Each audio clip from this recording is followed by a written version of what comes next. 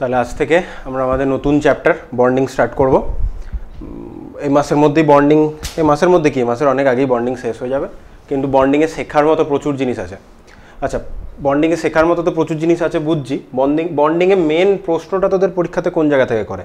Main প্রশ্নটা পরীক্ষার এটার জন্য তোকে যেটা শিখতে হবে, মেন প্রশ্নটা যে জায়গাটা থেকে করবে আদতে, সেখানে তোকে তিনটে মেন ইম্পর্টেন্ট থিওরি পড়তে হবে।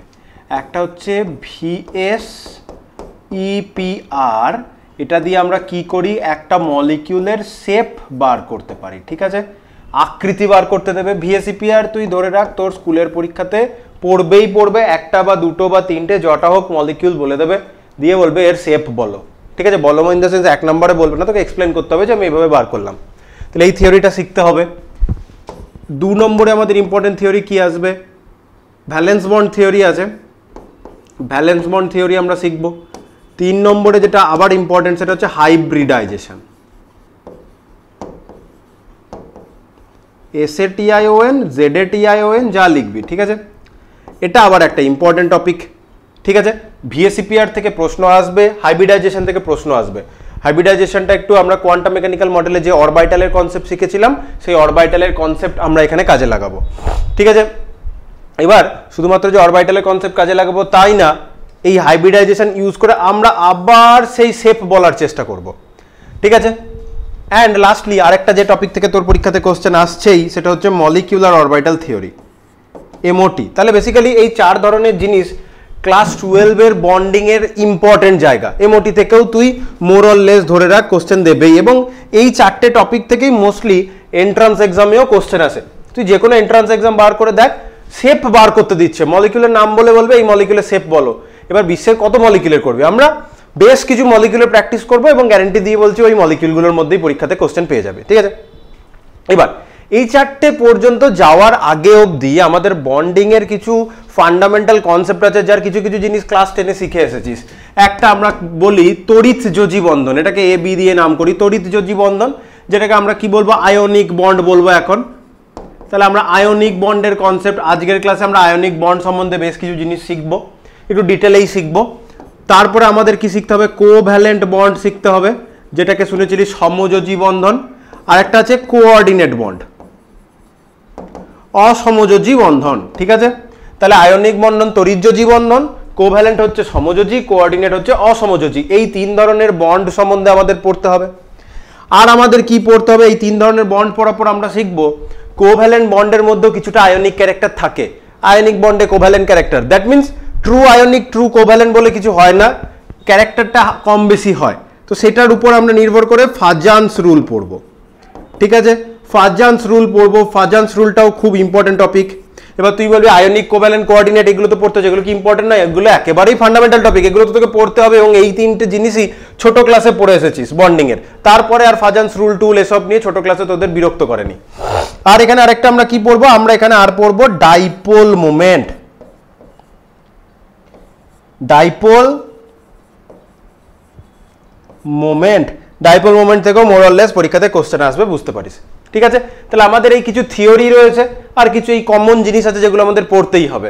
তাহলে ক্লাসটাকে আমরা কিভাবে ভাগ করব, ক্লাসটাকে আমরা এভাবে ভাগ হবে। আজকের ক্লাসে আমরা প্রিলিমিনারি কনসেপ্ট আয়নিক বন্ড আমরা ক্লাস 1-এ এটাকে কমপ্লিট করে ফেলবো, ঠিক আছে। কোভ্যালেন্ট আর কোঅর্ডিনেট বন্ড এটা আমরা ক্লাস 2-তে কভার করে ফেলবো। এবার তোদের বইয়ে দেখবি কোভ্যালেন্ট বন্ড বলে ফাজান্স রুল বলেছে, কারণ কোভ্যালেন্ট বন্ড এবং আয়নিক বন্ড পড়ার পরেই আমাদের ফাজান্স রুল পড়া উচিত। এবার ফাজান্স রুলটাকে ডিটেলে বলবো বলে কোভ্যালেন্টের মধ্যে ফাজান্সটা বলবো না, কোভ্যালেন্টের কনসেপ্টটা বলে নেবো, কোঅর্ডিনেটের কনসেপ্টটা বলে নেবো, দিয়ে আমরা ফাজান্স রুল পড়বো। ফাজান্স রুল আমরা শিখবো 3 নম্বর ক্লাসে। তার কারণটা হচ্ছে যে এবার ফাজান্স রুল আর ডাইপোল মোমেন্ট দুটো একটা সিঙ্গেল ক্লাসেই বলে দেওয়া যায়, কিন্তু ডাইপোল মোমেন্ট বলতে গেলে মলিকিউলের শেপ বুঝতে হবে, কারণ এটা ভেক্টর কোয়ান্টিটি, তো বন্ডগুলো কিভাবে আছে সেটা তোকে বুঝতে হবে, না হয় বলা যাবে না।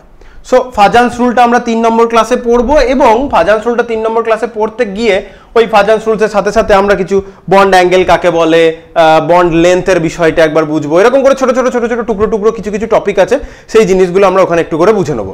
3 নম্বর ক্লাসে এটা আমাদের হবে। এইটা আমাদের কি লাগবে, এটা আমাদের 4 নম্বর এবং 5 নম্বর ক্লাস আমাদের এটা লাগবে। হাইব্রিডাইজেশন ভিবিটি মিলে আমাদের 6 নম্বর 7 নম্বর লাগবে। এইটা একটা ক্লাসেই হয়ে যাবে 8 নম্বর। আর মোটামুটি 8, এইটা ধরে নিলাম আমি 9 নম্বর, মানে মোটামুটি আমাদের এই চ্যাপ্টারটা শেষ করতে 8 to 9 ক্লাসেস আমাদের লাগছে, ঠিক আছে। এবার আগের মাসে যেহেতু আমি বেশি ক্লাস নিয়ে উঠতে পারিনি, তাই ওই যে আমার যে ক্লাসের গ্যাপগুলো হয়েছে সেজন্য এই মাসে আমাকে বেশি ক্লাস নিতে হবে, এবং কেমিস্ট্রি ক্লাস এই মাসে বেশি পাবি, ঠিক আছে। সো এই হচ্ছে ব্যাপার। বন্ডিংটা আমরা যখন পড়বো এই টাইপের চ্যাপ্টারগুলো আমাদের এতটাই ইম্পর্টেন্ট হয় যে এই চ্যাপ্টারগুলো কোনো জিনিস বাদ দিয়ে পড়া যাবে না, আমাদের একেবারে ডিটেলে পড়তে হবে, ঠিক আছে। সো সেজন্যই একটু ক্লাসটা বেশি লাগছে, এটাকে এর থেকে অর্ধেক ক্লাসও শেষ করে দেওয়া যায়, 4টে ক্লাসের মধ্যেও শেষ করে দেওয়া যায়। এবার ওরকম করে শেষ করতে চাইছি না, তাহলে ভালোভাবে শিখতে পারবে না। ফান্ডামেন্টাল টপিক বারবার বলছে, এগুলো শিখলে তবে গিয়ে ফার্দার কেমিস্ট্রিটা তোদের কাছে বোধগম্য হবে, পড়তে সুবিধা হবে, বুঝতে পারবি ব্যাপারটা। আর এই চ্যাপ্টারগুলোকে দায়সারা করে পড়লে, মানে তোদের সেমিস্টার 1 আর সেমিস্টার 2তে, মানে 11-এর চ্যাপ্টারগুলো দায়সারা করে পড়লে কেমিস্ট্রিটাতেও গন্ডগোল হবে, এন্ট্রান্সেও ভালো রেজাল্ট করতে পারবি না, বোর্ডসেও প্রেশার লাগবে। এবার বোর্ডসের ক্ষেত্রে কি হবে, প্রিভিয়াস ইয়ার বা তোদের টেস্ট পেপার বেরোবে, সিবিএসসি স্টুডেন্টদের প্রিভিয়াস ইয়ার, ওই করে কমন কোশ্চেন পেয়ে যাবি, মার্কস তুলে ফেলবি মুখস্থ করে, ওটা অন্য বিষয়। এন্ট্রান্সে ভালো কিছু করতে পারবি না, ওই মুখস্থ করে এন্ট্রান্স হবে না, তাই আমাদের ডিটেলে বিষয়গুলো পড়তে হবে। তাই আমরা আজকে আয়নিক বন্ডের কিছু ফান্ডামেন্টাল জিনিসপত্র বোঝার চেষ্টা করি। সেই আয়নিক বন্ডে যাওয়ার আগে আমাদের বইয়ে দেখ, ছায়াপ্রকাশনীর বইয়ে বেশ কিছু ছোট ছোট কথাবার্তা বলেছে যেগুলো তুই জানিস। সেটা হচ্ছে যোজ্যতার ইলেকট্রনীয় তত্ত্ব বা কোসেল লুইস তত্ত্ব। লুইস নামটা ছোট থেকেই শুনে আসছিস, লুইস ডট স্ট্রাকচার এরকম করে। কি কোসেল আর লুইস কিছু তত্ত্ব দিয়েছিল এবং সেটা পরবর্তীকালে ল্যাংমুর সেটাকে মডিফাই করেছে, করে বলল পরমাণু কি, এগুলো সব আমরা জানি বেসিক কথাবার্তা। পরমাণু যখন অন্য একটা পরমাণুর সাথে বন্ধন তৈরি করে তখন সে তার ভ্যালেন্স সেলের বা যোজ্যতা কক্ষের ইলেকট্রনগুলোকে ইউজ করে। দ্যাট মিনস রাসায়নিক বন্ধন গঠনে, ওটাই রাসায়নিক বিক্রিয়া, রাসায়নিক বন্ধন গঠন হচ্ছে মানে তো রাসায়নিক বিক্রিয়া হচ্ছে। তাহলে রাসায়নিক বিক্রিয়া হওয়ার সময় কোনো এক যারা রাসায়নিক বিক্রিয়াতে অংশগ্রহণ করছে এবং বন্ডটা তৈরি করছে, তারা তাদের ভ্যালেন্স সেলের ইলেকট্রনগুলো মানে ভ্যালেন্স ইলেকট্রনগুলোকে ইউজ করছে। ভ্যালেন্স সেল কাকে বলে? কোন একটা অ্যাটমের সর্ববহিস্থ কক্ষপথ প্রিন্সিপাল কোয়ান্টাম নাম্বারকে আমরা তার ভ্যালেন্স সেল বলি। সেল মানে প্রিন্সিপাল কোয়ান্টাম নাম্বার। এবার এই ভ্যালেন্স সেল কি, ভ্যালেন্স ইলেকট্রন কি, ভ্যালেন্সি কি, এগুলো সব পুরোনো ক্লাস থেকে বারবার বলতে বলতে আসছি। তাই এগুলো কিন্তু এই চ্যাপ্টারটা আবার একটা কথা, এই চ্যাপ্টারটা পড়তে গেলে হঠাৎ করে বন্ডিং পড়তে এলে হবে না। অ্যাটমিক স্ট্রাকচার, পিরিয়ডিক টেবিলের কনসেপ্ট পড়ে আসতে হবে, বিশেষ করে অ্যাটমিক স্ট্রাকচারের কনসেপ্ট পড়ে আসতে হবে, না হয় এই বন্ডিং বুঝতে পারবি না।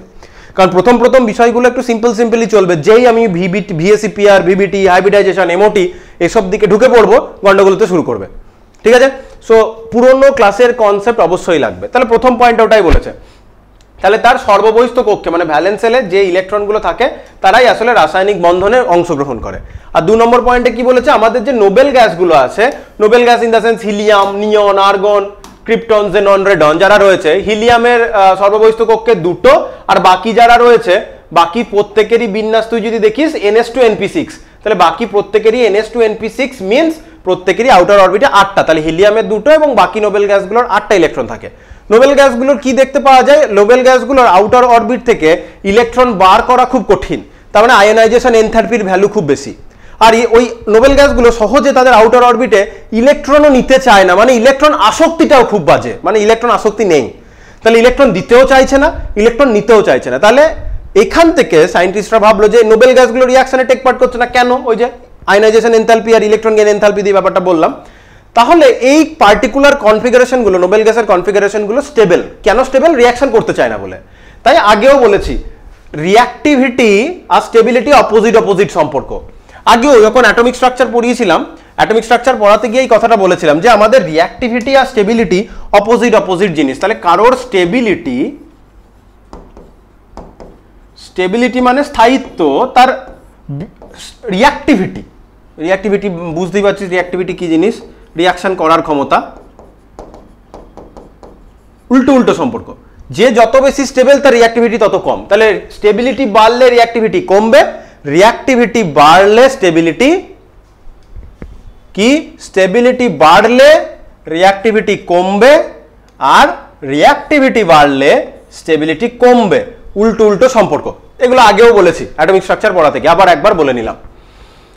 আচ্ছা, তাহলে এই দুটো জিনিস আমরা ছোট ক্লাস থেকে পড়ে আসছি, এখানে সেটাই হলো। তাহলে নোবেল গ্যাসের কনফিগারেশন পেতে চাইছে, প্রত্যেকটা অ্যাটম স্টেবল কনফিগারেশন পেতে চায় এবং তার ভ্যালেন্স সেলের ইলেকট্রনগুলোকে রিঅ্যাকশনে টেক পার্ট করায়। এই দুটো থেকে আমরা পরবর্তী যে রুলটা পাচ্ছি যে তাহলে নোবেল গ্যাসগুলো যদি স্টেবল হয় তাহলে সবাই নিজের আউটার অরবিটে নোবেল গ্যাসের মতো কনফিগারেশন আনতে চাইবে। নোবেল গ্যাসের মতো কনফিগারেশন মানে হয় আউটার অরবিটে হয় আউটার অরবিটে 8টা ইলেকট্রন রাখতে চাইবে, সেটা আয়নিক বন্ধন হোক আর কোভ্যালেন্ট বন্ডিং মানে সমযোজী বন্ধন হোক আর আয়নিক বন্ধন হোক, যাই হোক না কেন, যেটাই করুক না কেন, করে তারা কি করতে চাইছে, আউটার অরবিটে 8টা ইলেকট্রন করতে চাইছে অথবা 2টো ইলেকট্রন করতে চাইছে। ঠিক আছে, এবার সেটা অ্যাটমটার উপর নির্ভর করবে, তার 8টা ইলেকট্রন সে অ্যাচিভ করাটা তার কাছে সুবিধা না 2টো ইলেকট্রন অ্যাচিভ করা সুবিধা। মানে ধর যারা হিলিয়ামের কাছাকাছি, হাইড্রোজেন আছে, লিথিয়াম আছে, বেরিলিয়াম আছে, এরা হিলিয়ামের কনফিগারেশন পেতে চায়। এবার আমি যদি নাইট্রোজেন, অক্সিজেন, ফ্লুরিন এদের কথা বলি, এরা হিলিয়াম মানে ওই 2 হতে চাইবে না, তারা তাদের পরবর্তী হিলিয়ামের পর নিয়ন আছে, তাহলে নিয়নের মতো কনফিগারেশন চাইছে, মানে আউটার অরবিটে 8টা ইলেকট্রন চাইছে। তাহলে অ্যাটম টু অ্যাটম ভ্যারি করবে, কেউ 2টো ইলেকট্রন রাখতে চাইবে আউটার অরবিটে, নয়তো 8টা রাখতে চাইবে, কারণ এই দুটোই হচ্ছে নোবেল গ্যাস কনফিগারেশন আউটার অরবিটের ক্ষেত্রে। সেখান থেকেই আমাদের অষ্টক সূত্র আসে আর আমাদের দ্বৈত সূত্র আসে। এই হচ্ছে অষ্টক সূত্র আর দ্বৈত সূত্র। এখানে লেখা রয়েছে দ্বৈত সূত্র। তাহলে পর্যায়ে হিলিয়ামের নিকটবর্তী মৌলগুলি রাসায়নিকভাবে সুস্থিত হওয়ার জন্য তাদের পরমাণু ইলেকট্রনীয় কক্ষে ইলেকট্রন গ্রহণ বা কক্ষ থেকে ইলেকট্রন বর্জন অথবা ইলেকট্রন জোড় গঠন। তাহলে ইলেকট্রন গ্রহণ বা কক্ষ থেকে ইলেকট্রন বর্জন মানে ক্যাটায়ন তৈরি করে বা অ্যানায়ন তৈরি করে, মানে আয়নিক বন্ধনের কথা বলতে চাইছে, আর ইলেকট্রন জোড় গঠনের মাধ্যমে মানে কোভ্যালেন্ট বন্ডের কথা বলতে চাইছে। তাহলে হয় আয়নিক বন্ড করে হোক বা কোভ্যালেন্ট বন্ড করে হোক, যেভাবেই হোক না কেন, হিলিয়ামের নিকটবর্তী যারা রয়েছে মানে হাইড্রোজেন, লিথিয়াম, বেরিলিয়াম, এরা আউটার অরবিটে 2টো করতে চাইছে। আর অক্টেটের জন্য কি হবে, যারা অন্য, তাহলে এই হিলিয়াম, লিথিয়াম, বেরিলিয়াম ছাড়া বাকিরা কি করতে চায়, আউটার অরবিটে 8টা ইলেকট্রন করতে চায়, নোবেল গ্যাসের কনফিগারেশন পেতে চাইছে। এই হচ্ছে ব্যাপার। এরপরে কি আসছে, এরপর আমরা যে লুইস প্রতীক, লুইস সিম্বল দিয়ে বিভিন্ন অ্যাটমগুলোকে রিপ্রেজেন্ট করি, ওই যে লুইস ডট স্ট্রাকচার বলি। কিভাবে আমরা করতে পারি লুইস ডট স্ট্রাকচার লিখতে পারি, যেমন ধর আমি ক্লোরিনটা দিয়ে বোঝাই। হ্যাঁ, ক্লোরিন মানে হচ্ছে 17 হচ্ছে 1s2 2s2 2p6 মানে 10টা, 3s2 12টা, 3p5 17। তাহলে সর্ববহিস্থ কক্ষপথ কোথায়, সর্ববহিস্থ কক্ষপথ মানে outermost shell, valence shell হচ্ছে n=3। এই n=3 তে s এ আছে 2টো ইলেকট্রন আর p তে আছে 5টা ইলেকট্রন। তাহলে n=3 তে টোটাল ইলেকট্রন কটা, n=3 তে টোটাল ইলেকট্রন হচ্ছে 5 আর 2 7টা। এই 7টাই হচ্ছে ক্লোরিনের কি, তাহলে ভ্যালেন্স ইলেকট্রন। তাহলে ক্লোরিনের এই 5টা কি, এই 7টা কি, ক্লোরিনের ভ্যালেন্স ইলেকট্রন। কারণ ভ্যালেন্স সেলে বলেছে। অনেকে কি মনে করে, এটা আগের ক্লাসগুলো পড়াতে গিয়েও বলেছি যে অনেকে 3p5 দেখে 5টা ভ্যালেন্স ইলেকট্রন বলে দেয়। আমরা বারবার কি ভ্যালেন্স সাবসেল বলছি না তো, আমরা বলছি ভ্যালেন্স সেল। ভ্যালেন্স সেল মানে সেই ভ্যালেন্স সেল হচ্ছে 3, সেই 3 এর 3sও আছে, 3pও আছে। সো 3s এর 2টো ইলেকট্রন এবং 3p এর 5টা ইলেকট্রন মিলে 7টা ইলেকট্রন ভ্যালেন্স ইলেকট্রন। এবার তুই ক্লোরিনটাকে তাহলে কিভাবে রিপ্রেজেন্ট করবি, তাহলে ক্লোরিন ভ্যালেন্সেল ইলেকট্রনগুলো এক একটা বক্সে 2টো করে ইলেকট্রন থাকে, সেই জন্য ইলেকট্রনগুলোকে আমরা পেয়ার্ড আপ করে লিখবো।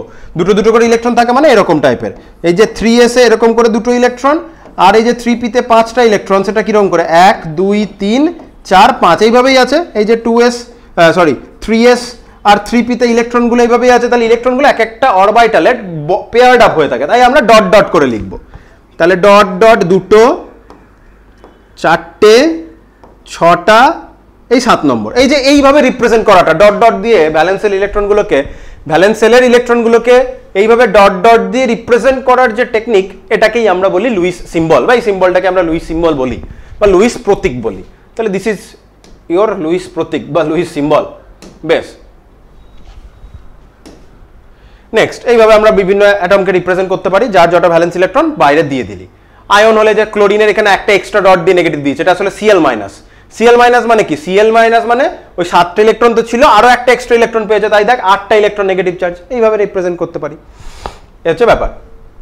এবার রাসায়নিক বন্ধন যেটা বলছিলাম, রাসায়নিক বন্ধন কি, এইসব ডেফিনেশন তোকে এত বড় ক্লাস হয়ে গেছে, এইসব এত বড় ক্লাসে এসে তোকে এটা জিজ্ঞেস করবে না রাসায়নিক বন্ধন কাকে বলে বলো, ওইসব 9 10 ঠিক আছে।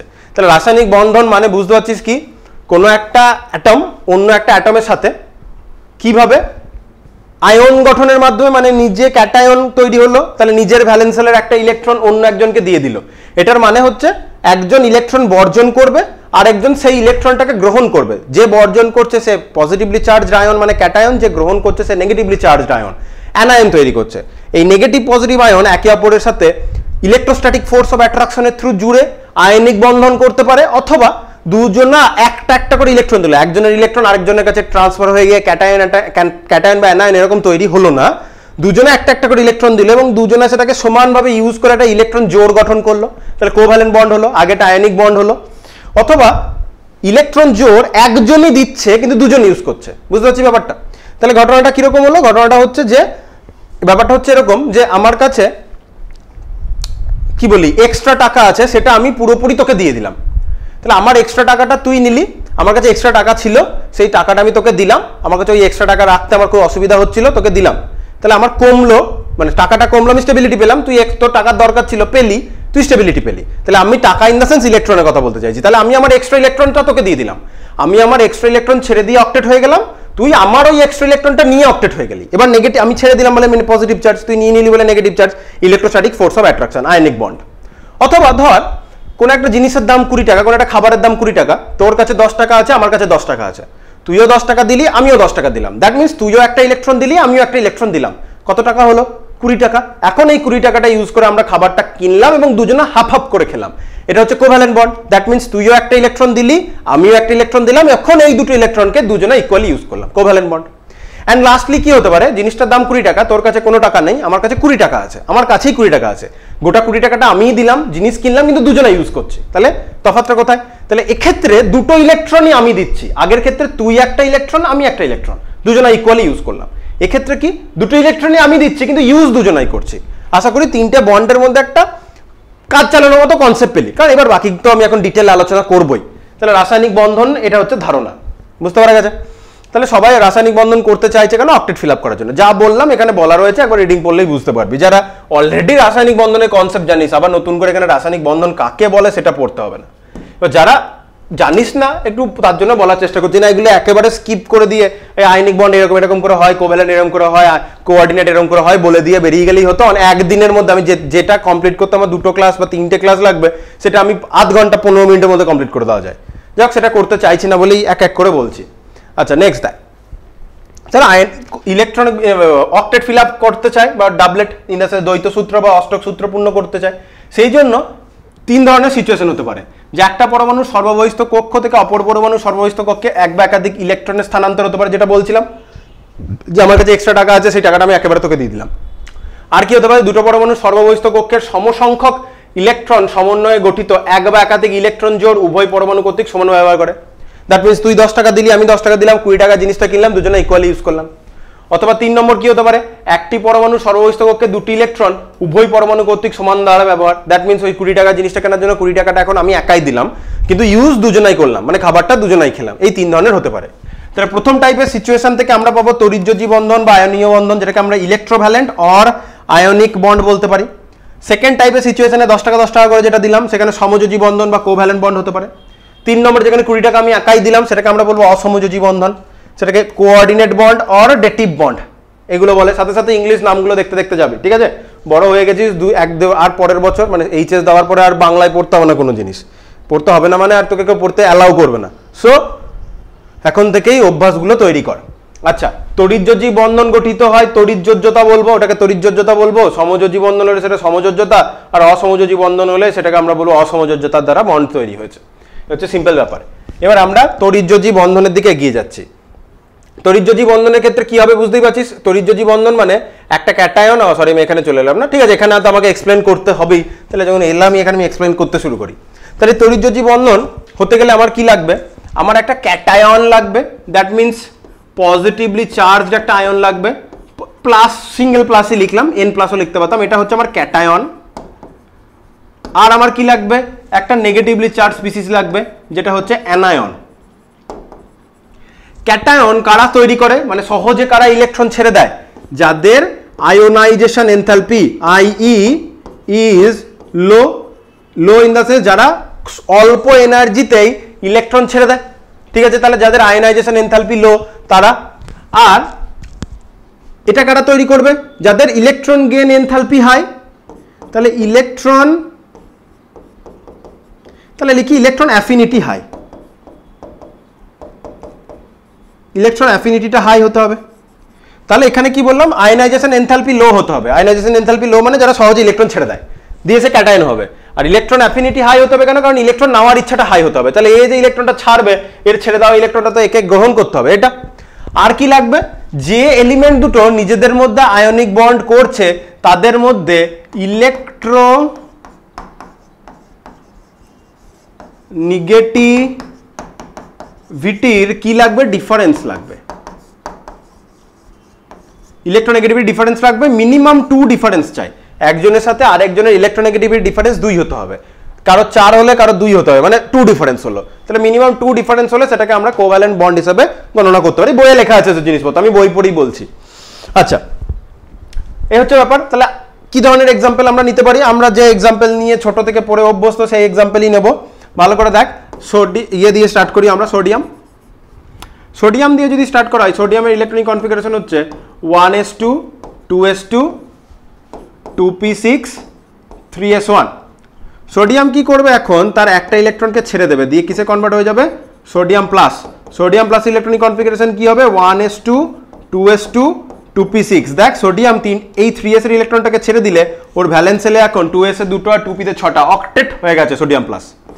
ক্লোরিনের ইলেকট্রনিক কনফিগারেশন হচ্ছে, দেখালাম একটু আগে, আরেকবার লিখি, 1s2 2s2 2p6 দেন 3s2 তারপরে 3p5। এখন ক্লোরিন কি করবে, ওই সোডিয়ামের ছেড়ে দেওয়া ইলেকট্রনটা গ্রহণ করবে, Cl মাইনাসে কনভার্ট হবে। Cl মাইনাস মানে ইলেকট্রনিক কনফিগারেশনটা কি হবে, 1s2 থেকে 2p6 মানে ওটা নিয়নের কনফিগারেশন, আমি থার্ড ব্র্যাকেট নিয়ন লিখলাম। দেন কনফিগারেশনটা কি হয়ে যাচ্ছে, 3s2 3p6। তাহলে দেখ ভ্যালেন্স সেলটা আমার হয়ে গেল 3, যেখানে এসে 2টো, পিতে 6টা, মানে এখানেও অক্টেট এখানেও অক্টেট। তাহলে সোডিয়াম একটা ইলেকট্রন ছেড়ে দিয়ে অক্টেট, ক্লোরিন একটা ইলেকট্রন গেইন করে অক্টেট। এবং সোডিয়াম হচ্ছে মেটাল। আরেকটা কথা, যারা ইলেকট্রন সহজে ছাড়ে, লো আয়নাইজেশন এনথালপি, লো আয়নাইজেশন এনথালপি কাদের হয়, গ্রুপ 1 আর গ্রুপ 2 এর এলিমেন্ট, গ্রুপ 1 আর গ্রুপ 2। গ্রুপ 1 মানে লিথিয়াম সোডিয়ামের গ্রুপটা, গ্রুপ 2 মানে ওই যে বেরিলিয়াম ম্যাগনেসিয়াম ক্যালসিয়ামের গ্রুপটা। তাহলে গ্রুপ 1 এর ভ্যালেন্স ইলেকট্রন 1, তাহলে ওটা +1ই করবে, আর গ্রুপ 2 এর +2 করবে। আর এদিকে কোথায় হবে, এদিকের মোটামুটি তুই গ্রুপ 15 মানে নাইট্রোজেন, 16 অক্সিজেন এবং 17 ইন দা সেন্স, তাহলে কার গ্রুপ, 17টা হচ্ছে হ্যালোজেন। তাহলে মোটামুটি এদেরকে পাবি, ওরা একটা বা দুটো ইলেকট্রন ছাড়ে, হ্যালোজেন একটা গ্রহণ করে, দুটো গ্রহণ করে বা তিনটে গ্রহণ করে। তো এরকম হাইলি নেগেটিভ, এইদিকে হাইলি নেগেটিভ, নেগেটিভ বলছি, হাইলি ইলেকট্রোনেগেটিভ, আর এইদিকে লো ইলেকট্রোনেগেটিভ মানে ইলেকট্রোপজিটিভ এলিমেন্টদের মধ্যে কোভ্যালেন্ট বন্ড, আয়নিক বন্ড হতে পারে। আয়নিক বন্ড তৈরি হওয়ার ক্যারেক্টার কি বলো, ক্রাইটেরিয়া গুলো আমি বলে দিচ্ছি, এরপরে জাস্ট বইয়ে মার্ক করতে করতে যাব। কেন আমি বললাম পুরনো ক্লাসের কনসেপ্ট লাগবে, এই যে ইলেকট্রনিক কনফিগারেশনের ব্যাপারগুলো বুঝতে হবে, অ্যাটমিক স্ট্রাকচার ছাড়া হবে না। শুধুমাত্র এইটুকু নয়, এরপরে যে অরবিটালের শেপগুলো বলেছিলাম sp-df এর, সেগুলো লাগবে। হাইব্রিডাইজেশন আসতে দে, এখন না ছোট ক্লাসে নেই, ওই জিকে সায়েন্স দিয়ে হবে না, বারবার আমি একই কথা বলছি। আর কি সব কনসেপ্ট লাগবে, যে আমরা পিরিয়ডিক টেবিলের যে আয়নাইজেশন এনথালপি, ইলেকট্রন অ্যাফিনিটি, এই সব কথাগুলো বলে এসেছি। আয়নাইজেশন এনথালপির উপর গোটা একটা ক্লাস, ইলেকট্রন অ্যাফিনিটির উপর এনথালপির উপর দুটো ক্লাস, ইলেকট্রন অ্যাফিনিটির উপর একটা ক্লাস আমি এমনি নিয়ে নিয়ে এই কনসেপ্টগুলোর জন্য লাগবে। গোটা কেমিস্ট্রিতে আমাদের জিনিসপত্রগুলো অল্প বিস্তর লাগতেই থাকবে। তাহলে মেটালদের আয়নাইজেশন এনথালপি লো হয়, সহজ ইলেকট্রন ছাড়বে, +1 করবে বা +2 করবে। নন মেটাল, তাদের ইলেকট্রন অ্যাফিনিটি হাই হয়, আয়নাইজেশন এনথালপি ছেড়ে দেওয়াটা খুব ছেড়ে দিতে চায় না, মানে আয়নাইজেশন এনথালপিটা হাই হয়, কিন্তু ইলেকট্রন অ্যাফিনিটিটা ionization enthalpy high, that means সহজে ইলেকট্রন ছাড়ে না। ইলেকট্রন অ্যাফিনিটি হাই মানে সহজে ইলেকট্রন গেইন করে নিতে চায়। সো সহজ ইলেকট্রন গেইন করবে, ওরা সহজ ইলেকট্রন ছাড়বে, এরা নেগেটিভ চার্জ তৈরি করবে, পজিটিভ চার্জ তৈরি করবে, শুদ্ধ আয়ন হয়ে যাবে। এবার যেটা বলছিলাম, Na+ আর Cl- এখন একে অপরের পাশাপাশি এলো, দিয়ে Na+ আর Cl- একে অপরের সাথে ইলেকট্রোস্ট্যাটিক ফোর্স অফ অ্যাট্রাকশনের থ্রু জুড়ে গিয়ে কি তৈরি করলো, NaCl। এবার NaCl সম্বন্ধে একটা ফ্যাসিনেটিং ব্যাপার আছে, একটা সোডিয়াম একটা ক্লোরিনের পাশাপাশি এসে তো বসলো, দিয়ে NaCl এরকম করে হয় না। সলিড যে কি বলি, আয়নিক সলিড যেগুলো, আয়নীয় সলিড যেগুলো, তারা ক্রিস্টাল ল্যাটিস বলে এক ধরনের স্ট্রাকচার তৈরি করে। ক্রিস্টাল ল্যাটিস মানে বলি, তোদের পরের বছর সলিড স্টেট পড়াবো, সেখানে এই জিনিসপত্রগুলো একদম শুরু থেকে শুরু করতে হবে, সলিড স্টেটে পড়াতে হবে যেহেতু, তখন এই বিষয়গুলো ভালো করে বুঝবি। এখন কি বলি, এখন একটু কাজ চালানোর মতো করে বলছি, আবার একই কথাই বলবো। যদি ওই চ্যাপ্টারগুলো না থাকতো তাহলে আমি মোটামুটি ডিটেলে বলতাম, ওই চ্যাপ্টারগুলো আসছে, এখানে মোটামুটি কাজ চালানোর মতো একটু বুঝে নিলেই হবে। তাহলে ক্রিস্টাল ল্যাটিস বলতে কি বলি, একটা সলিড ইন দ্য সেন্স কঠিন বস্তু, সেটা অ্যাটম, মলিকিউল বা আয়ন যাই দিয়েই তৈরি হোক না কেন, তাহলে সেটা বলছি তার কনস্টিটিউটিং পার্টিকেলস অফ দ্য সলিড, যাই দিয়েই তৈরি হোক না কেন, ওই কনস্টিটিউটিং পার্টিকেলের অ্যারেঞ্জমেন্টের উপর নির্ভর করে সলিড দু টাইপের, একটা হচ্ছে অ্যামরফাস সলিড, একটা হচ্ছে ক্রিস্টালাইন সলিড। অ্যামরফাস সলিডের ক্ষেত্রে কি হয়, অ্যামরফাস সলিডের ক্ষেত্রে ওর যে কনস্টিটিউটিং পার্টিকেলগুলো রয়েছে না, সলিডের যে কনস্টিটিউটিং পার্টিকেলগুলো রয়েছে, সেই কনস্টিটিউটিং পার্টিকেলগুলো র্যান্ডামলি অ্যারেঞ্জ থাকে, তাদের মধ্যে কোনো অ্যারেঞ্জমেন্টের কোনো তুই প্যাটার্ন পাবি না। কোনো জায়গায় বেশি ডেন্স থাকে, কোনো জায়গায় কম থাকে, কোনো জায়গায় ফাঁকা থাকে, এরকম করে যেমন খুশি তেমন এরা কাছাকাছি আছে। এইখান দিকটা আমি একটু বেশি ডেন্স ড্র করার চেষ্টা করলাম, এই দিকটা আমি একটু ফাঁকা রাখার চেষ্টা করলাম। তো এদের কোনো মধ্যে কোনো পার্টিকুলার অ্যারেঞ্জমেন্ট নেই। কিন্তু যখন আমরা কোনো ক্রিস্টাল স্ট্রাকচার নিয়ে কথা বলবো, সেখানে একটা রিপিটিং ইউনিট থাকবে, মানে অ্যাটমগুলোর একটা সার্টেন 3 ডাইমেনশনাল অ্যারেঞ্জমেন্ট থাকবে এবং ওই 3 ডাইমেনশনাল অ্যারেঞ্জমেন্টটাই বারবার রিপিট হবে। দ্যাট মিনস অ্যাটমগুলো একই কথা বলে ফেলছি, বারবার একই কথা বলছি, অ্যাটমগুলোর একটা পার্টিকুলার অ্যারেঞ্জমেন্ট আছে, র্যান্ডামলি অ্যাটমগুলো অ্যারেঞ্জড হয়ে নেই। ঠিক আছে, অ্যাটমগুলো র্যান্ডামলি অ্যারেঞ্জড হয়ে নেই, তাদের একটা পার্টিকুলার প্যাটার্ন আছে। যেমন এইটা অ্যামরফাস, এটা ক্রিস্টালাইন, বুঝতে পারছি এখানে একটা কিউবিক স্ট্রাকচার এলো। এই কিউবিক স্ট্রাকচারটাকে আমরা বলবো এক একটা ইউনিট সেল। এই কিউবিক স্ট্রাকচারটা আমি যদি ভালো করে দেখাই, এই কিউবিক স্ট্রাকচারটা কিন্তু আবার রিপিট হচ্ছে। এই কিউবিক স্ট্রাকচারটা কিন্তু রিপিট হচ্ছে। এটা 3 ডাইমেনশনালি ভাবতে হবে। হ্যাঁ, কিউব, ওই জন্যই কিউব ড্র করলাম, 3 ডাইমেনশনালি ভাববি বলেই। তাহলে এই কিউবিক প্যাটার্নটা, হ্যাঁ ঠিক আছে, তাহলে এই কিউবিক প্যাটার্নটা কিন্তু বাঁ দিকে, তাহলে এটার এই দিকে রিপিট হচ্ছে, এই দিকে রিপিট হবে, পিছনে রিপিট হবে, সামনে নিচে চারিদিকে রিপিট হচ্ছে। আমি এইটুকু ড্র করে বললাম। তাহলে এই পার্টিকুলার যে কিউবিক অ্যারেঞ্জমেন্টটা, শুধুমাত্র যে কিউবিক অ্যারেঞ্জমেন্ট হয় তা নয়, আমি একটা স্ট্যান্ডার্ড এক্সাম্পল তুলে নিয়ে বললাম আর কি। কিউবিক ইউনিট সেলকে নিয়ে আলোচনা করতে হয়। এই এক একটা রিপিটিং ইউনিটকে আমরা কি বলি? এক একটা রিপিটিং ইউনিটকে আমরা বলি ইউনিট সেল। বাংলাতে যখন পড়াবো একক ঘর। আর এই যে ইউনিট সেল মিলে যখন টোটাল স্ট্রাকচারটা, সেটাই হচ্ছে তোর কি ক্রিস্টাল ল্যাটিস। কি বলবি সেটাকে? তার ক্রিস্টাল ল্যাটিস। এই যে আয়নীয় যে কঠিন পদার্থ যারা, মানে বাংলা করতে গিয়ে এরকম হয়ে যাচ্ছে, দ্যাট মিনস আয়নিক সলিডস যারা, আয়নিক সলিডস কিরকম হয়? এরকম অ্যামরফাস প্যাটার্নে থাকে না, তারা ক্রিস্টাল স্ট্রাকচার তৈরি করে। এরকম একটা সার্টেন 3 ডাইমেনশনাল অ্যারেঞ্জমেন্ট থাকে এবং সেই অ্যারেঞ্জমেন্টে তারা কিন্তু থাকে। ঠিক আছে, তো NaCl এর ক্ষেত্রে কি হয়? একটা NaCl এভাবে থাকে না, অনেক NaCl নিজেদের মধ্যে একটা সার্টেন অ্যারেঞ্জমেন্টের মধ্যে থেকে একটা ক্রিস্টাল স্ট্রাকচার তৈরি করে। ঠিক আছে, এই অ্যারেঞ্জমেন্টটা তৈরি হওয়ার ফলে ক্রিস্টাল ল্যাটিস তৈরি হয়। এই ল্যাটিসটা তৈরি হওয়াটা, আবার বলছি, এই ল্যাটিস তৈরি হওয়াটা অনেক NaCl মিলে সলিড স্ট্রাকচার তৈরি করছে, তারা একটা সার্টেন অ্যারেঞ্জমেন্টে থাকছে, সার্টেন জিওমেট্রিক্যাল প্যাটার্ন রয়েছে। প্র্যাকটিক্যালি NaCl, আমরা NaCl স্ট্রাকচার যেটা বলি, NaCl একটা FCC lattice, face centred cubic lattice তৈরি করে। যাই হোক, সেখানে ক্রিস্টাল ল্যাটিস তৈরি হয়। তাহলে অনেক NaCl মিলে একটা সার্টেন অ্যারেঞ্জমেন্টে থাকলো, সলিড স্ট্রাকচার তৈরি করলো, ক্রিস্টাল ল্যাটিস তৈরি করলো। এই ক্রিস্টাল ল্যাটিস তৈরি করাটা হচ্ছে একটা এক্সোথার্মিক প্রসেস। এক্সোথার্মিক মানে তাপদায়ী, এক্সো মানে বাইরে, ওই যেমন আরসোলার পড়েছিলি এক্সোস্কেলিটন, তাহলে স্কেলিটনটা বাইরে, তাহলে এক্সোথার্মিক রিয়াকশন। তাহলে এক্সোথার্মিক রিয়াকশন মানে এই ক্রিস্টাল স্ট্রাকচারটা তৈরি হওয়ার ফলে এখানে প্রচুর এনার্জি রিলিজ হয়। আর আমরা কি জানি? এনার্জি যদি রিলিজ হয়ে যায়, যার এনার্জি যত কম তার স্টেবিলিটি তত বেশি। তাহলে এই যে এক্সোথার্মিক রিয়াকশনের ফলে, দ্যাট মিনস এনার্জি রিলিজ হচ্ছে, energy is released, energy release হচ্ছে। এই যে এনার্জি রিলিজ হচ্ছে, এইটাকেই আমরা বলি ল্যাটিস এনথালপি বা ল্যাটিস এনার্জি। বোঝা গেছে? এটাকেই আমরা বলি ল্যাটিস এনার্জি। তাহলে ক্রিস্টাল স্ট্রাকচার তৈরি করার ফলে ওই Na+ আর Cl- টা স্টেবিলিটি পাচ্ছে। এমনি Na+ আর Cl- নেগেটিভ আর পজিটিভ চার্জ একে অপরকে অ্যাট্রাক্ট করে, তার ফলে তো স্টেবিলিটি পাচ্ছেই। ফার্দার এই ল্যাটিস স্ট্রাকচারটা তৈরি করছে বলে এরা আবার ফার্দার কি পেয়ে যাচ্ছে? স্টেবিলিটি পাচ্ছে। কেন স্টেবিলিটি? এক্সোথার্মিক রিয়াকশন, এন্ডো নয়, এক্সো। ওটা তৈরি করার ফলে এনার্জি রিলিজ করছে। এনার্জি রিলিজ হয়ে গেলেই সিস্টেমের কি হবে? স্টেবিলিটি। যতটা স্টেবিলিটি পাচ্ছে বা যতটা এনার্জি রিলিজ করছে, ওটাকেই আমি ওই পার্টিকুলার ক্রিস্টালটার lattice energy or lattice enthalpy বলবো। বহু জিনিস আমার বলা হয়ে গেছে, এখন জাস্ট আমি বইয়ে মার্ক করলেই হয়ে যাবে। পুরো ক্রাইটেরিয়া থেকে শুরু করে সমস্ত জিনিস আমার এখানে বলা হয়ে গেছে। তাহলে দেখ কি কি জিনিস আমার লাগে তড়িৎযোজী বন্ধন হতে গেলে।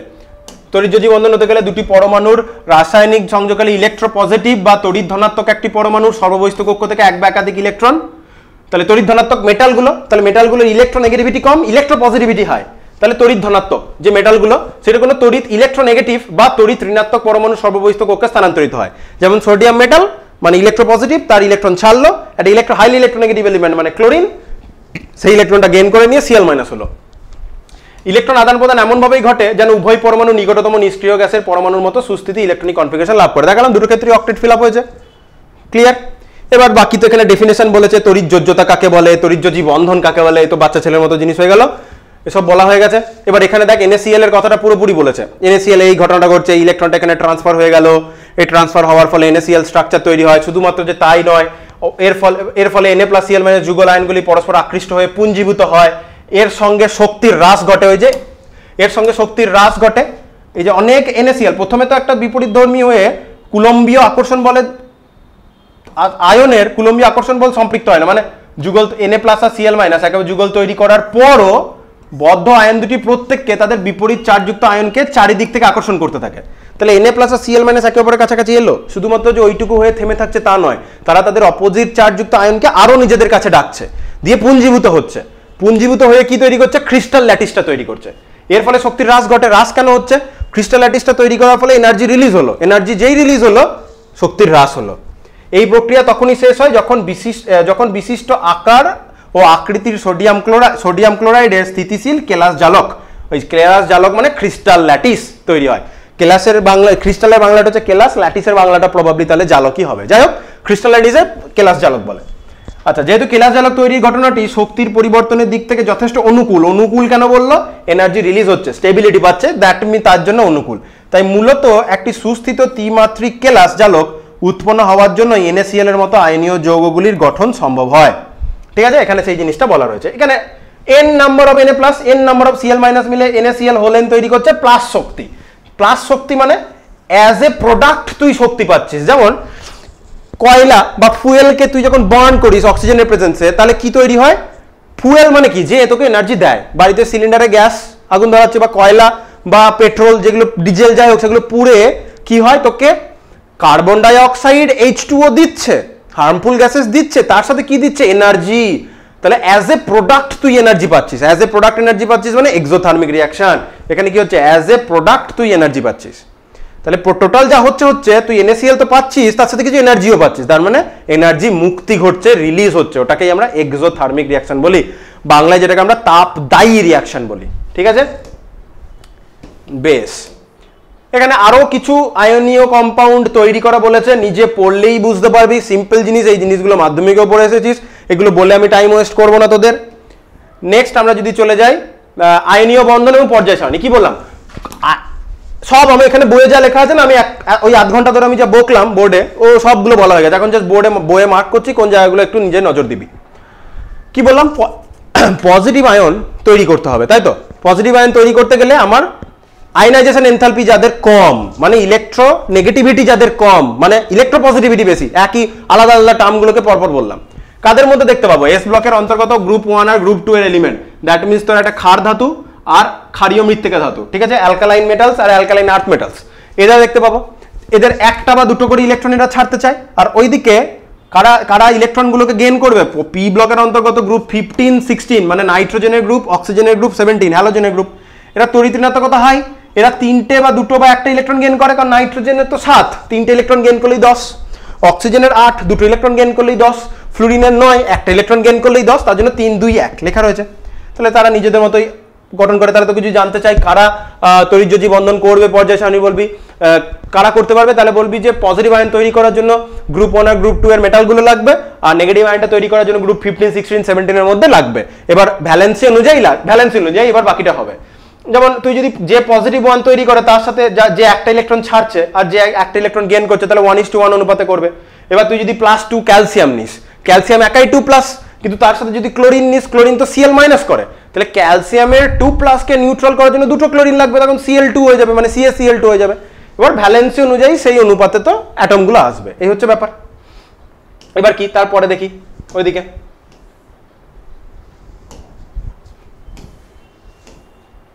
এখানে তড়িৎযোজ্যতার গণনা এসব বলেছে। হ্যাঁ, এবার এখানে একটা জিনিস আছে, যে জিনিসটা আমি বলি মানে আমি একটা কথা বলে নিই, সেটা হচ্ছে এখানে যে টোটাল যে চেঞ্জেস, এনার্জি চেঞ্জ, মানে ওই ল্যাটিস স্ট্রাকচারটা, ক্রিস্টাল ল্যাটিসটা তৈরি হওয়ার ফলে যে এনার্জি ফর্মেশন হয়, এনার্জি রিলিজ হয়, সেই এনার্জি রিলিজটা কিভাবে হয় না হয়, এই কোনো জিনিসটা আমি বন্ডিংয়ে বলবো না, কারণ এইখান থেকে বন্ডিংয়ে কোশ্চেন আসে না। এটা আমি কোথায় বলবো? এটা আমরা বলবো থার্মোডাইনামিক্সে। কোথায়? এই জিনিস আমরা পড়বো থার্মোডাইনামিক্স, পড়তে গিয়ে আমরা এই জিনিসটা পড়বো, ঠিক আছে? ওখানে গিয়ে আমাদের এটা ভালো করে পড়তে হবে। তো এটা আমি ল্যাটিস এনার্জিটা বার করার জন্য, ঠিক আছে? বর্নেবার সাইকেল এখানে বলবো না, এখানে বলে বিরক্ত করবো না, জর্জরিতও করবো না। থার্মোডাইনামিক্স যখন পড়বো তখন এই জিনিসগুলো ভালো করে পড়ে তখন গিয়ে করব, ঠিক আছে, কারণ বেশ কিছু টাইপ অফ এনার্জি সম্বন্ধে আমাদের কনসেপ্ট লাগবে, তো সেটা থার্মোডাইনামিক্স পড়বো, তখন আমরা এটা বলবো। সো চিন্তা নেই, এখানে যতটুকু জিনিস বুঝতে হবে, ওই যে ল্যাটিস এনার্জি, কেলাস জালকে ল্যাটিস এনথালপি বা ল্যাটিস এনার্জি কাকে বলে, যে বিপরীত আধানে আয়নগুলি জোটবদ্ধ হয়ে সুস্থিত কেলাস জালক তৈরি করে, ওই 3 ডাইমেনশনাল পিকচারটা তৈরি করলো। এর একটি তাপদায়ী বা এক্সোথার্মিক প্রক্রিয়া, এই প্রক্রিয়ায় শক্তির নির্গত হয়, এটাকেই আমরা বলবো ল্যাটিস এনথালপি বা ল্যাটিস শক্তি। যেহেতু শক্তি নির্গত হয়ে যাচ্ছে, তাহলে এটা একটা স্টেবিলাইজিং ফ্যাক্টর, সেই জন্যই বলেছিল শক্তির দিক থেকে অনুকূল একটা প্রক্রিয়া, কারণ শক্তি রিলিজ হচ্ছে মানে সিস্টেমটা স্টেবিলিটি পাচ্ছে, এইটুকু বুঝলেই হচ্ছে। এবার তড়িৎযোজী বন্ধন গঠনের শর্ত, তড়িৎযোজী বন্ধন গঠনের শর্ত প্রথমটাই হয়ে যায় কি লাগবে, যে তড়িৎ ধনাত্মক একজন লাগবে যারা ইলেকট্রন ছেড়ে দেবে, আর তড়িৎ ঋণাত্মক কিছু লাগবে যারা ইলেকট্রন গ্রহণ করবে। অংশগ্রহণকারী তড়িৎ ঋণাত্মকতার পার্থক্য বলেছিলাম, ক্যাটায়ন আর অ্যানায়নের, যারা মেটাল আর নন মেটালের মধ্যে ইলেকট্রোনেগেটিভিটি তফাৎটা অনেকটা হাই হতে হবে, তবে গিয়ে একজন ভালোভাবে ক্যাটায়ন আর একজন ভালোভাবে অ্যানায়ন তৈরি করবে। এবং তাদের মধ্যে ইলেকট্রোনেগেটিভিটির পার্থক্য যদি 2 বা 2 এর বেশি হয়, তবে গিয়ে একটা আয়নিক বন্ধন হিসাবে আমরা সেটাকে গণ্য করতে পারবো, তার মধ্যে কোভ্যালেন্ট ক্যারেক্টার আসতে শুরু করবে। ওই যে ফাজান্স রুল মার্ক করেছিলাম, ফাজান্স রুলে গিয়ে এই জিনিসগুলো ভালো করে বুঝবি। অংশগ্রহণকারী পরমাণুগুলোর আকার, ক্যাটায়ন গঠনকারী পরমাণুর আকার বড় এবং অ্যানায়ন গঠনকারী পরমাণুর আকার ছোট হলে আয়নীয় বন্ধ গঠনের প্রবণতা বাড়ে। যেমন আমি যদি সোডিয়ামের সাথে ক্লোরিনের কথা বলি, সোডিয়াম 3s1, এটা 3p5 মানে 3s2 3p5, মানে দুজনাই থার্ড পিরিয়ডে বিলং করে। আর আমরা কি জানি, সেম পিরিয়ডে লেফট টু রাইটে গেলে সাইজটা কি হয়, সেম পিরিয়ডে লেফট টু রাইটে গেলে সাইজটা ছোট হয়। দ্যাট মিনস সোডিয়ামের আকার ক্লোরিনের থেকে বড়, এবং তাই জন্য এরা কিন্তু আয়নিক বন্ধন গঠনের প্রবণতাটা এদের বেশি। অংশগ্রহণকারী মৌলগুলি আয়নীয় বিভব এবং ইলেকট্রন আসক্তি, তাহলে ভালো কথা, যে ক্যাটায়ন হবে তাকে সহজে ইলেকট্রন ছাড়তে হবে। সহজে ইলেকট্রন ছাড়তে মানে অল্প এনার্জি দিলে ইলেকট্রনটা ছেড়ে দেবে, টুক করে ইলেকট্রনটা ছেড়ে দেবে, তাহলে অল্প এনার্জি দিচ্ছে মানে কি, আয়নাইজেশন এনথালপি কম।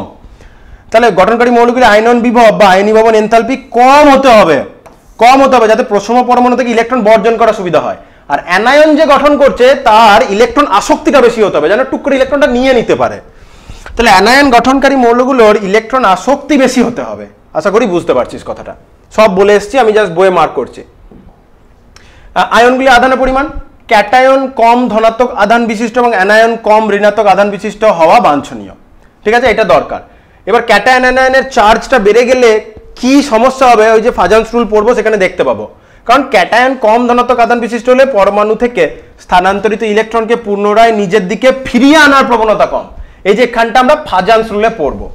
কি হয়, ক্যাটায়নে যদি পজিটিভ চার্জটা বেশি হয়, ওই পজিটিভ চার্জটা হাইলি বেশি হওয়ার ফলে দিয়ে দিলে তো ইলেকট্রনটা, ক্যাটায়নটা পজিটিভলি চার্জ, অ্যানায়নটা নেগেটিভলি চার্জ। বাট ক্যাটায়নে চার্জটা কম নয়, +3 এরকম দিকে চলে যাচ্ছে, +4 +2, যত পজিটিভ চার্জটা বাড়বে ওই পজিটিভ চার্জটা এখন কি করবে, ক্যাটায়ন অ্যানায়নটা যে ইলেকট্রন ডেনসিটি আছে সেটাকে নিজের দিকে টানতে শুরু করবে, মানে কোভ্যালেন্ট ক্যারেক্টার বাড়তে শুরু করবে। এই জায়গাটা না বুঝতে পারলে চিন্তা নেই, কি বললাম এই লাস্ট 1 মিনিটে যদি না বুঝতে পারিস চিন্তা নেই। ফাজান্স রুলে এই জিনিসটা, এই যে পার্টিকুলার এই দুটো লাইন আন্ডারলাইন করলাম, এই দুটো আন্ডারলাইনকে লাইন দুটোকে ভালো করে বোঝার জন্য আমরা পুরোপুরিভাবে ফাজান্স রুলটাকে পড়বো। সো চিন্তা করার কোনো জায়গা নেই, ঠিক আছে, চিন্তা করবি না। এই জিনিস দুটো নিয়ে আমরা একেবারে ডিটেলে পড়বো, কিছু 1-2 ক্লাস বাদেই ফাজান্স রুলে। বেশ, আর জালক শক্তি বা ল্যাটিস এনার্জি, যদি বেশি এনার্জি রিলিজ করে দেয় তাহলে বেশি স্টেবিলিটি, তাহলে বেশি ভালোভাবে করবে। তো কেলাস গঠনকালে নির্গত জালক শক্তি যত বেশি হবে, তড়িৎযোজী বা আয়নীয় গঠন প্রক্রিয়া তত অনুকূল হবে। এই হচ্ছে ব্যাপার, যত বেশি এনার্জি রিলিজ করে দেবে তত বেশি স্টেবিলিটি, আর একটা সিস্টেম স্টেবলই হতে চায়, তো ল্যাটিস এনথালপি যত বেশি হবে তত বাড়বে।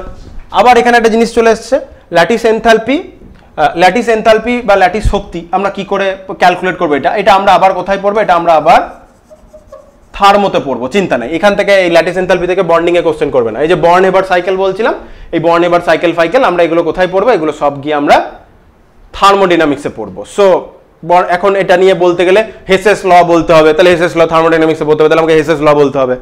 প্রথমে তার সেটাকে গ্যাসিয়াস স্টেটে নিয়ে যেতে হবে, গ্যাসিয়াস স্টেটে ইলেকট্রন বার করতে হবে, হ্যাঁ না তেনা হাজারটা প্রসেসের থ্রু যেতে হবে।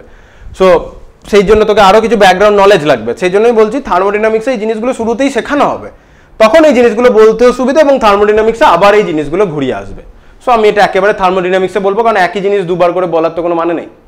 এবার আমাদের একটা ইম্পর্টেন্ট টপিক এলো যে অক্টেট তো করতে চায়, এবার কিছু কিছু সিস্টেম থাকবে যেখানে ভেরিয়েবল ভ্যালেন্সি দেখাবে, ঠিক আছে, এবং অষ্টক তাহলে পরিবর্তনশীল যোজ্যতা, কারোর যোজ্যতাটা ফিক্স নয়, মাল্টিপল আলাদা আলাদা যোজ্যতা দেখাতে পারে, আলাদা আলাদা কম্পাউন্ডে আলাদা আলাদা যোজ্যতা দেখাচ্ছে, এবং অষ্টক সূত্রটারও ব্যতিক্রম ঘটছে, মানে আউটার অরবিটে 8টার বেশি বা কম ইলেকট্রন হয়ে যাচ্ছে।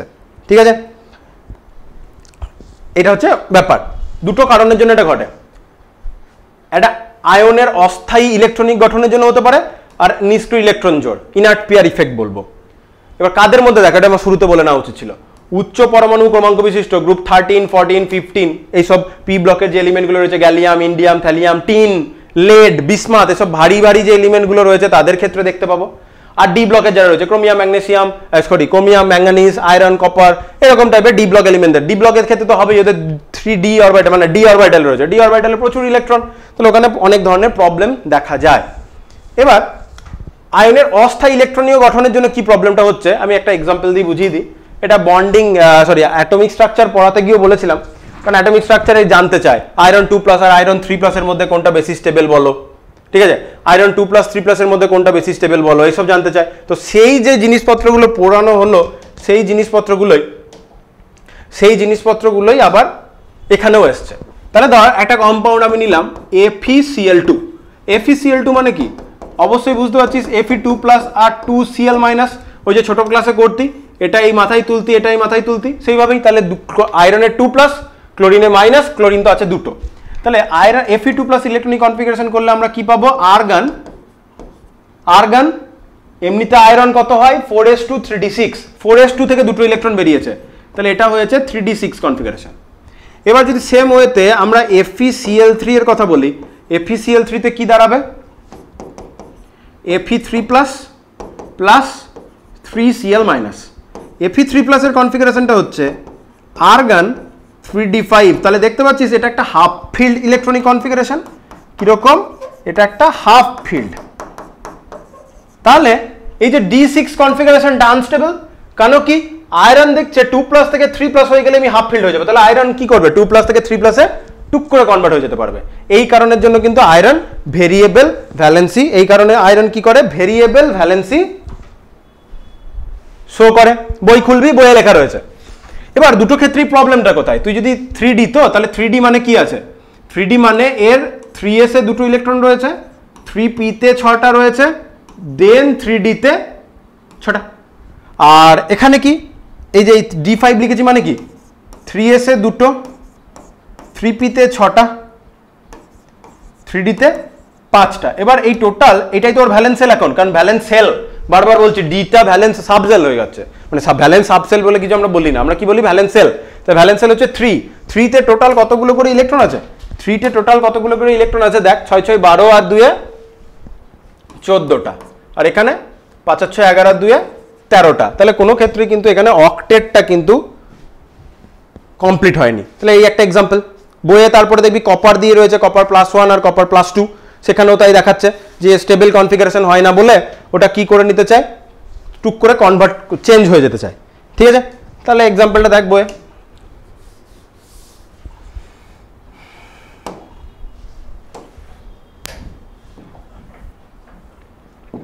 তাহলে আয়রনের 2+, 3+ এর ক্ষেত্রে তাহলে একটাতে 14টা আর একটাতে 13টা ইলেকট্রন। কপারের ক্ষেত্রেও সেরকম, কপারের আমরা জানি 3d10 4s2 কনফিগারেশন, তাহলে কপার একটা ইলেকট্রন যদি ছাড়ে তাহলে তখন +1 যোজ্যতা দেখায়। কপার +1 এর ক্ষেত্রে টোটাল ইলেকট্রন হয় 18টা, কারণ ডি তে 10টা, পি তে 6টা, এতে দুটো, তাহলে 18টা ইলেকট্রন। আবার কি হয় কপারের 3d ইলেকট্রন, এবার কপারের ক্ষেত্রে কি হয়ে যায়, এই ডি এর 10টা ইলেকট্রনকে ধরে রাখা একটু প্রবলেমেটিক হয়ে যায়, তখন কি করে এই 10 যে আরো একটা ইলেকট্রনকে ছাড়ে, অধিকতর সুস্থিতির জন্য কপার প্লাসটা ডি থেকে আরো একটা ইলেকট্রন ছেড়ে দেয়, তখন কি হয়ে যায় আরো একটা কমছে, তাহলে 18টা জায়গায় একটা কমে যায় 17টা, তাহলে এক্ষেত্রেও কিন্তু অক্টেট ফিল আপ নেই। আচ্ছা, আরেকটা আমাদের যেটা লাস্ট যে জিনিসটা আমরা পড়বো এক্ষেত্রে, লাস্ট ইম্পর্টেন্ট জিনিস আমরা যেটা পড়ছি এক্ষেত্রে, সেটা হচ্ছে কি না inert pair effect. Inert pair effect, inert মানে নিষ্ক্রিয়, বাংলাতেই আছে নিষ্ক্রিয় ইলেকট্রন, বলবো আবার কি লেখাই তো আছে নিষ্ক্রিয় ইলেকট্রন জোড়। এবার বেশ কিছু ভারী পি ব্লক মৌল, ভারী পি ব্লক মৌল মানে যাদের অ্যাটমিক নাম্বার বেশি, সেগুলো হচ্ছে ভারী। অ্যাটমিক নাম্বার বেশি মানে প্রোটন এবং নিউট্রন বেশি হয়, প্রোটন নিউট্রন বেশি হয়ে যাওয়ার জন্য তাদেরকে আমরা ভারী পি ব্লক মৌল বলছি। তাহলে মৌল আছে যাদের যোজ্যতা সর্ববহিস্থ কক্ষের পি উপকক্ষে উপস্থিত ইলেকট্রন সংখ্যার সমান। ঠিক আছে, কেন? কারণ পি ব্লক এলিমেন্টের ক্ষেত্রে আমরা কি জানি, পি ব্লক এলিমেন্টের ক্ষেত্রে এনএস এ যতগুলো ইলেকট্রন আর এনপি তে যতগুলো ইলেকট্রন আছে সেই সংখ্যাটার যোগ করতে হয় ভ্যালেন্স ইলেকট্রন। কিন্তু এই ভারী এলিমেন্টগুলোর জন্য বলছে তাদের যোজ্যতা সর্ববহিস্থ কক্ষের পি উপকক্ষে উপস্থিত, শুধুমাত্র পি উপকক্ষে যে ইলেকট্রনগুলো আছে সেগুলোকেই নিতে পারবো। এনএসএ যে দুটো ইলেকট্রন, বেসিক্যালি কনফিগারেশনটা হয় NS2 NP126, এই হয় general configuration, P block, total P ব্লকে জেনারেল বললে। তাহলে এনএস এর দুটো এবং পিতে একটা থেকে ছটা, যার যেরকম থাকবে সেরকম। তাহলে বলছে এই ভারী পি ব্লক মৌলগুলোর ক্ষেত্রে শুধু পি এর ইলেকট্রনগুলোকেই আমরা নিতে পারছি, এস এর ইলেকট্রনগুলোকে আমরা নিতে পারছি না। কেন? এস গুলোকেও তো আমরা নিই। এদের ক্ষেত্রে কি হয়, ভারী মৌল মানে অনেক বেশি অ্যাটমিক নাম্বার, তাদের ভিতরের কক্ষগুলোতে ডি এবং এফ ইলেকট্রন থাকে, এবং আমরা কি জানি ডি আর এফ অরবিটালের আবরণী প্রভাবটা খারাপ, ডি আর এফ অরবিটাল, ডি আর এফ এর আবরণী প্রভাবটা খারাপ। তার ফলে আমার এনএস এ যে দুটো ইলেকট্রন আছে, এই দুটো ইলেকট্রনের সাথে নিউক্লিয়াসের আকর্ষণ বলটা খুব বেড়ে যায়।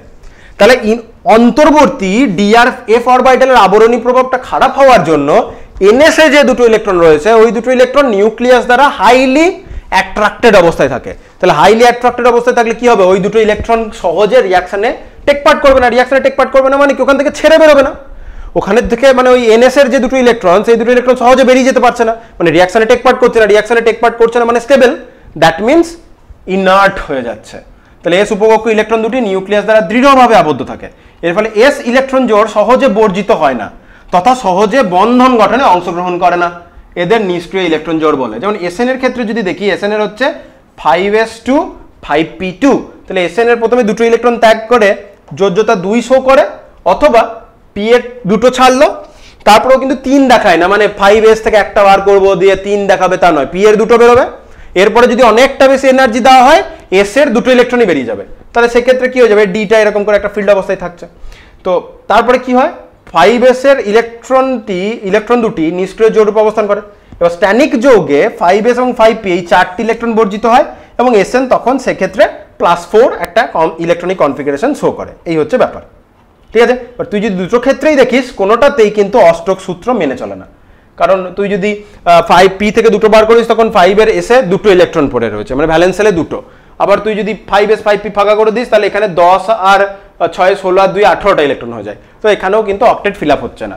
তাহলে এই আমাদের বিষয়পত্র পড়তে হবে। এবার এখানে যেটা আইনীয় যোগের আকৃতির কথাটা দেখছি না, এই আইনীয় যোগের আকৃতি, এটা আমরা যখন পরের বছর সলিড স্টেট পড়বো, কি পড়বো, পরের বছর আমরা যখন সলিড স্টেট পড়বো সেখানে এই জিনিসটা পড়বো। বন্ডিং এ এই জায়গাটা থেকে কোশ্চেন আসবে না। এই জায়গাটা থেকে যখন পরীক্ষাতে কোশ্চেন দেখবি, ওটা আসলে সলিড স্টেটের কোশ্চেন। এবার আয়নীয় যৌগ পড়ছি মানেই কেলাস আসছে, আর কেলাস মানেই কিছুটা কি বলি, সলিড স্টেটের কনসেপ্ট চলে আসছে, তাই জন্য এই জিনিসগুলো চলে আসছে, ওই কান টানলে মাথা আসার মতো ব্যাপার। তাহলে আমরা আয়নীয় বন্ধন সম্বন্ধে কিছু প্রিলিমিনারি বুঝলাম, পরের দিন কোভ্যালেন্ট আর কোঅর্ডিনেটটা একেবারে কমপ্লিট করে ফেলবো। দেন আমরা ফাজান্স রুল পড়বো, ইভেন তো ফাজান্স রুলটা ওই কোভ্যালেন্ট বন্ডের মাঝেই ঢুকে আছে, ঠিক আছে। তাহলে আজকের ক্লাস এতটাই থাকলো, বাকি পরের ক্লাসে হবে। ছোট ছোট করে ক্লাস রাখছি, খুব বেশি বড় ক্লাস রাখছি না, তার জন্য ক্লাস সংখ্যাটা একটু বেড়ে যাচ্ছে। আমি যদি এটাকে 1.5 ঘন্টা ক্লাস করতাম, ক্লাস সংখ্যাটা হয়তো ওই 9টার জায়গাতে হয়তো 6টাতে নেমে চলে আসবে। সো সেটাও করবো কোনো একটা সময়, কারণ ভিএসিপিআর বলতে গেলে অনেকটা টাইম লাগবে, ঠিক আছে। হচ্ছে ব্যাপার। তাহলে আজকের ক্লাস এতটাই থাকছে।